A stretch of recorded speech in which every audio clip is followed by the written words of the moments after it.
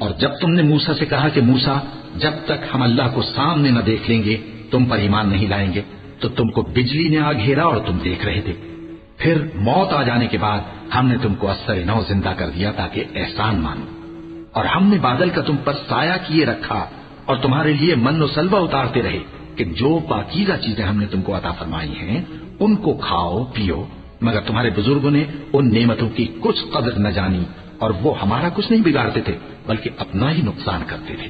اور جب ہم نے ان سے کہا کہ اس گاؤں میں داخل ہو جاؤ اور اس میں جہاں سے چاہو خوب کھاؤ پیو، اور دیکھنا دروازے میں داخل ہونا سجدہ کرتے ہوئے اور حطۃ کہنا، ہم تمہارے گناہ معاف کر دیں گے اور نیکی کرنے والوں کو اور زیادہ دیں گے.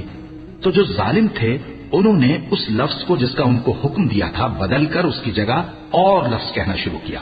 بس ہم نے ان ظالموں پر آسمان سے عذاب نازل کیا کیونکہ نافرمانیاں کیے جاتے تھے. اور جب موسیٰ نے اپنی قوم کے لیے ہم سے پانی مانگا تو ہم نے کہا کہ اپنی لاٹھی پتھر پر مارو. انہوں نے لاٹھی ماری تو اس میں سے 12 چشمے پھوٹ نکلے اور تمام لوگوں نے اپنا اپنا گھاٹ معلوم کر کے پانی پی لیا. ہم نے حکم دیا کہ اللہ کی عطا فرمائی ہوئی روزی کھاؤ اور پیو اور زمین میں فساد نہ کرتے پھرنا. اور جب تم نے کہا کہ موسیٰ ہم سے ایک ہی کھانے پر صبر نہیں ہو سکتا تو اپنے پروردگار سے دعا کیجئے کہ ترکاری اور ککڑی اور گیہوں اور مسور اور پیاز وغیرہ جو نباتات زمین سے اگتی ہیں ہمارے لیے پیدا کر دے. انہوں نے کہا کہ عمدہ چیزیں چھوڑ کر ان کے بدلے ناقص چیزیں کیوں چاہتے ہو؟ اگر یہی چیزیں مطلوب ہیں تو کسی شہر میں جا اترو، وہاں جو مانگتے ہو مل جائے گا. اور آخر کار ذلت و رسوائی اور محتاجی و بے نوائی ان سے چمٹا دی گئی اور وہ اللہ کے غضب میں گرفتار ہو گئے.